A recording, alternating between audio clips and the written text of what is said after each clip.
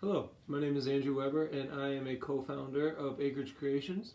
Acreage Creations is a small operations woodworking shop and we like to specialize in customized wood products. Now whether that be coffee tables or coasters, cutting boards, hammers, we really like to do gifts that we can maybe inscribe someone's name, we can inscribe a message to them, but we like to create a very customized thing that is unique and can be used as a gift or can just be bought to be used in the customer's home. So, as I said, I'm a co-founder of this business. The other co-founder is Bill Weber. He is my uncle, and one of the nice things about Bill is he has a very nice wood shop on his property. He was very into carpentry for a long time before I got into it, and we got together, decided we wanted to work together, and he already had a wood shop up and operational, so that was huge because we were able to start creating product without having to put a bunch of money into tools and things of that nature right away. So when it comes to our product feasibility, I feel that the products we offer are super desirable. What's great about them is they're unique. As I said, they're very natural. We make sure that we really incorporate the natural aspects of the wood, and if we can, through the use of epoxy, we try to keep like bark on there or different wood notches, things of that nature. We really try to create items that there's no one else will ever have, like an identical item. So that really helps our desirability because people are able to see these items and they understand that they're customizable and that they're gonna have this very unique thing, and that really that shoots up the market there. There's also a high demand for these products. Now pretty much anyone who owns a home, owns an apartment might have a demand, or even just if they want to give a gift to parents, grandparents, a loved one, really anything, any occasion, you're gonna be able to use these wood products. So talking about the industry now, the industry for woodworking is actually super attractive. One of the nice things about it is it's super expansive, and for pretty much any product you're going to be able to find someone online who can do something of the sort. So really our goal is just trying to find that niche market, and we feel that through epoxy and through customizable products we've really been able to kind of hone in on what we want to do and the items that we want to create going forward. When it comes to our target market, we have labeled that as individuals between the ages of 40 and 65 who own homes. The reason they're a target market is because they are more likely to want to commission big, expensive projects that are going to, maybe mark like an anniversary or something super significant to that couple. They also are going to be willing to spend more money. Just statistically, they have more money, and also those people in that age group are going to be willing to spend more money on gifts. So even if they aren't getting a piece of woodworking for their home or for their office, they would be able to potentially purchase a very valuable piece that they can gift away for someone else's special occasion. Like I mentioned, we already have the wood shop up and operational, so what's great is we're able to make a seamless entry into this market. And through the use of social media, Facebook, we've really been able to access our target market just by, having people such as my own mother share different links, different anything, just to try to get the word out that we are up and operating, we're making coasters, and if you have any gift ideas or anything like that, we'd be more than happy to fulfill those orders. So having that wood shop up at my uncle's place and having a lot, I'll say most of the tools that we need for carpentry has been super key, as we've been able to make a super seamless entry into the market. Organizational feasibility is the next part we'll go into.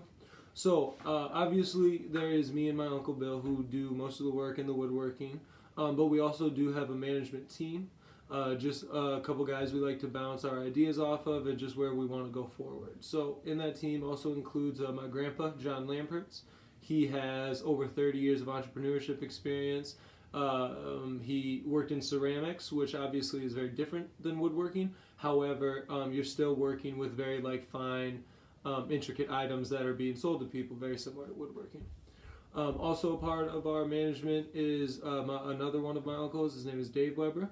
He has some ownership shares at Career and Blaine. So even though that isn't entrepreneurship based, he has a ton of management experience and is going to be able to have a very interesting perspective to add to the table. And then also in that group would be my dad. The reason I chose him is he has been working in quality control for very many years across different factories.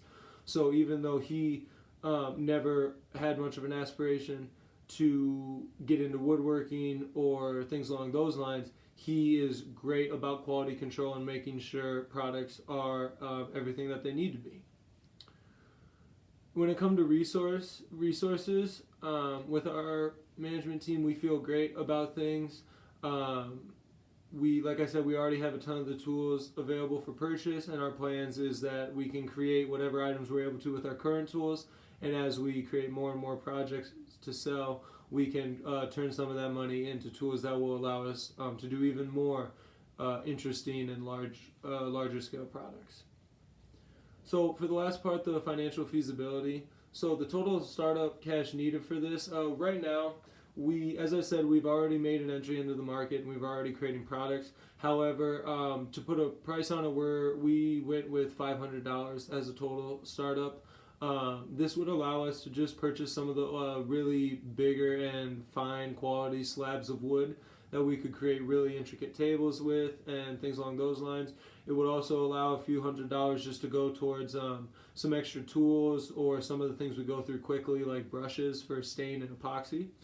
And just allow us to keep those in our shelves, and then, like I said, as we create more intricate projects, as we create bigger tables and things of that nature, we could then be purchasing more expensive items that would allow us, or items and tools that would allow us to create those expensive projects. So I really did some research into the performance of similar ventures. Now what's great through social media is there's a ton of people out there who are making wood projects and throwing it online for people to see. So it creates this really awesome just content library for me to go to and get ideas from, see how different saws work potentially, or maybe even something along the lines of, if someone is able to create a product I like with this router, maybe me and my uncle could look at how much would that router cost and what are some other things we could create with that router. So what's great about woodworking is it's really all about how much time you want to put in. Obviously no process is super quick. However, if you compare what you're putting in with materials to what you can get, it's really easy to make a several 100% profit off these. You know, you can, my coasters for instance, I get the wood just strictly from the grove of trees that we have next to our wood shop. And then maybe I put in $2 worth of epoxy and things of that nature, and I sell a set of 2 coasters for $30. So as you can see, I mean, obviously there's my time. However, keep in mind with the time, it's not these 6 or 7 hour long projects. It's more along the lines of 20 minutes here, come back a couple days later, another 15 minutes, you know, just to let the cycle goes through. So we really feel that the financial performance could definitely be there for us. We have no doubts that as we are willing to put more time and more effort basically into our tables, that we're going to be able to fetch those higher price tags, which will in turn create higher profits for us.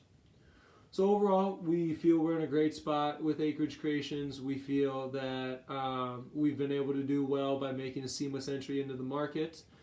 We look forward to doing more intricate and bigger projects in the future. And you know, in the short term, over Christmas break, we're really looking to get a lot of time in at the wood shop.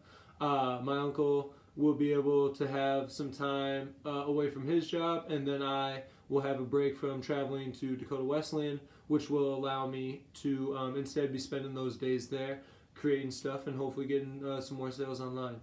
So overall, really, really happy with what we're doing at Acreage Creations. We have some pretty ambitious goals for the near future, and we look forward to it. So thank you for your time.